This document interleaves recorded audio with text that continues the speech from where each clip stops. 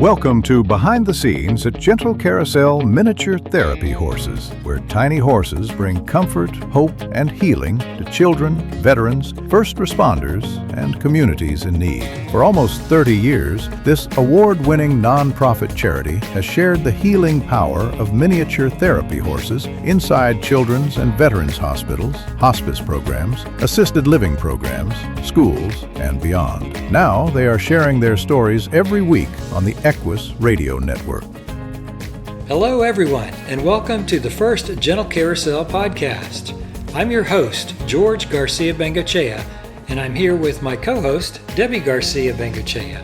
And we thought we'd start today by talking about Gentle Carousel and what is it all about? Maybe that's a good question for you to answer, Debbie. Okay, well, hello everyone. Welcome to the first show that we're going to be doing. Well, Gentle Carousel Miniature Therapy Horses was the first miniature therapy horse charity in the world, and we're getting ready to celebrate 30 years. Can you believe it? Wow. 30 years of working with these tiny horses and bringing lots of love to thousands of adults and children in hospitals, hospice programs, assisted living programs, and with families, veterans, and first responders who have experienced traumatic events. So that's who we are, that's what we've been doing. And these special horses at Gentle Carousel were called in to comfort survivors and first responders of the tragedies at Sandy Hook Elementary School in Newtown, Connecticut, the Emmanuel African Methodist Episcopal Church in Charleston, South Carolina, the Pulse nightclub in Orlando, Florida, the Marjorie Stoneham Douglas High School in Parkland, Florida, all those kind of things across the country.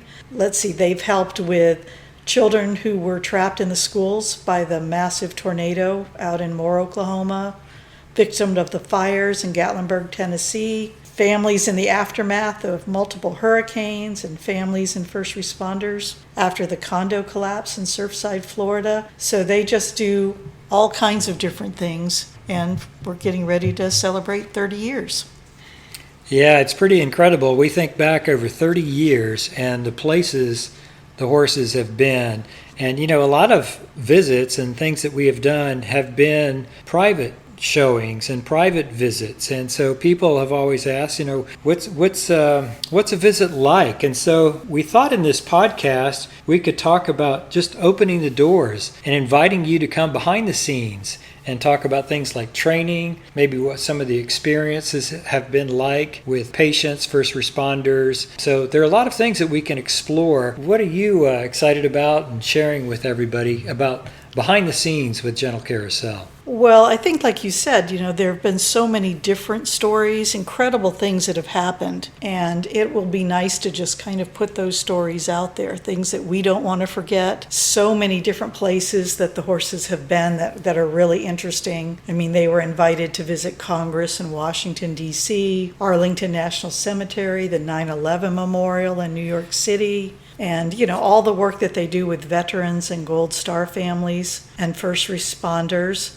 Our little hero horse Magic, she's an official sworn police officer with the Ocala Police Department, and she's, attended Police Week in Washington, D.C. The horses have just been at so many interesting places. They've been on stage in Nashville. They were part of a ballet, national ballet. They've just done some really interesting things for horses. So I think the idea of the kind of training that they get, we get calls all the time of people saying, we want to do what you do, and I think being able to share some of the things that we actually do, to give some tips, what we think is important with horses, what kind of lives we think they should live, because they're not toys. And, just because people see them indoors doesn't mean that's the kind of life they live. Maybe sharing about the livestock guardian dogs that live with them and protect them. I mean, so many different things like that we can cover over different podcasts. Yeah, I think when, we've had the opportunity to bring these miniature therapy horses inside hospitals, classrooms, libraries, senior communities, or some special events. And it's just amazing to see the response of people when a horse steps off an elevator into a hospital and alongside a children's bed. And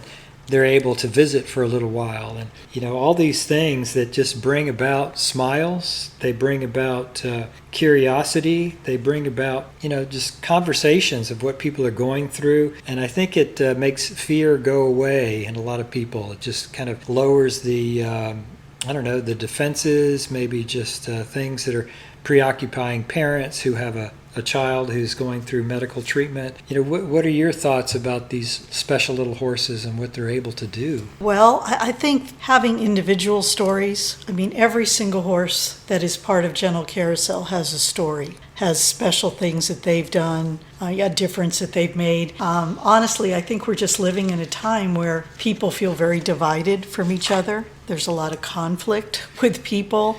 And the one thing that seems to really unify people are horses. When we get to a hospital, nobody is asking, what political party we are. They're not asking about what sports teams we root for, where we're from.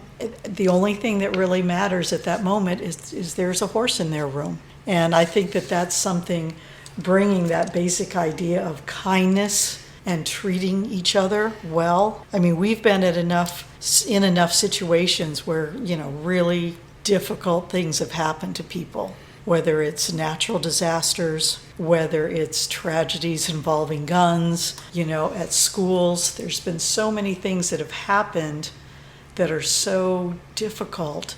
And yet in those moments, you see the best in people. You see people who maybe have nothing in common doing incredible acts of kindness for each other, even risking their lives for each other after a hurricane or a tornado, flooding.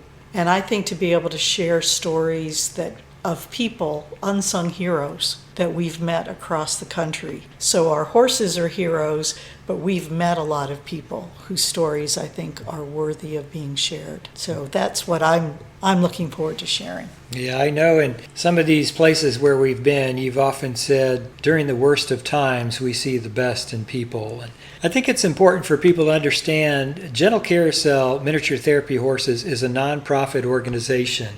We don't charge for our visits.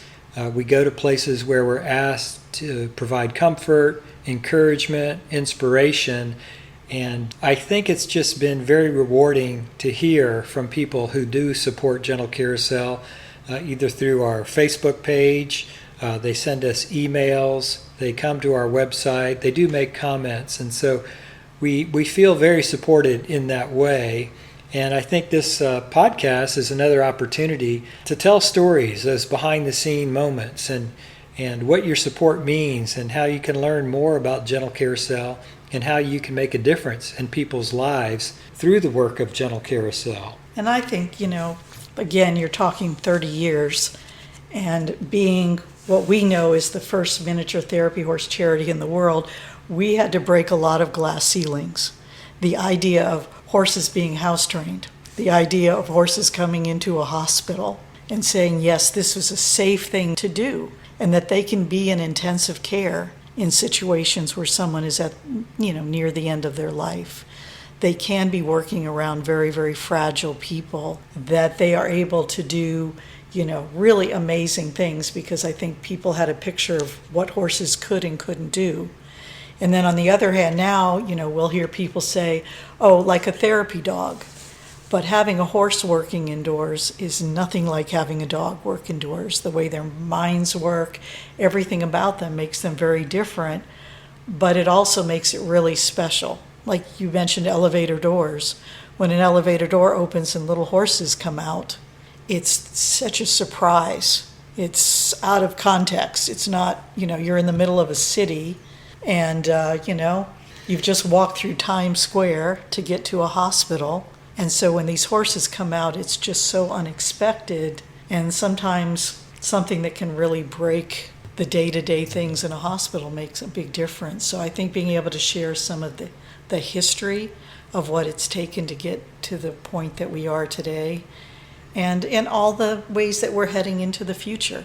I know with our literacy programs, very fortunately, we've had enough great books written about our horses by different authors, different publishers.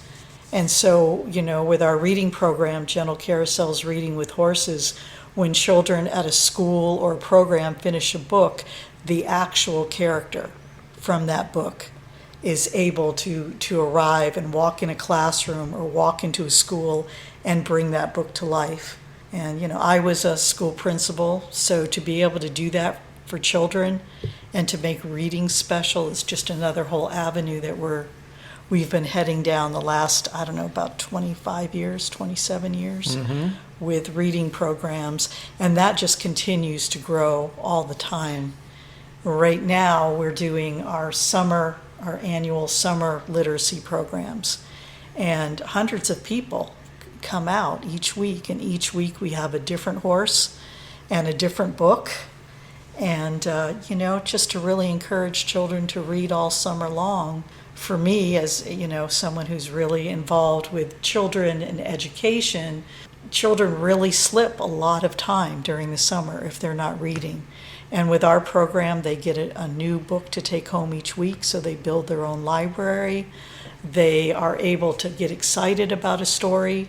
And then, to meet the actual character. I would have loved that as a kid, to have my favorite horse book, and meet the actual character from that book. So I think looking from a child's perspective, what Gentle Carousel is bringing to that area of education as well.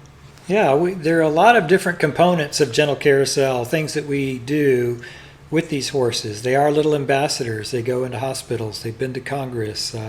They work with first responders and veterans. But like you say, we've been doing a literacy program, Reading with Horses, for about 25 years. And at the time of this recording, we're into our 5th summertime Reading with Horses. And that's been a great time to bring those things together. The idea of little horses inspiring literacy, inspiring recreational reading in the summertime, which is so important. Maybe we could talk a little bit about just how this 5th annual summertime Reading with Horses is going and how people can participate. We've done, 4 programs, and we've got 2 left. At that one location, Yes. And then we'll be doing libraries. We have other locations that we'll be doing reading programs. Well, and this too. is just our summertime reading. So we figure when children are out of school, it's a great time. They're looking for things to do. Something that we're finding is children who come to these summertime Reading with Horses, they get excited about reading a book about horses, and then they get to meet the character of that book, just as you mentioned. And then what we're finding is it's the first time a child has ever touched a horse or really been around a horse. I think that's the beauty of having these well-trained miniature horses. They're well groomed and they smell nice. I think it's just a great experience for a child to be around a special horse for the very first time and to see what the horse world is all about. And the reading programs that we're talking about, even though we travel to different libraries all over, but the annual reading program is in Ocala, Florida, which is the horse capital of the world. Our horses have worked in Kentucky too, at the Lexington Children's Hospital and Briarfest in Kentucky. So for those Kentucky listeners, Ocala is the official horse capital of the world, with as many different breeds as you can imagine.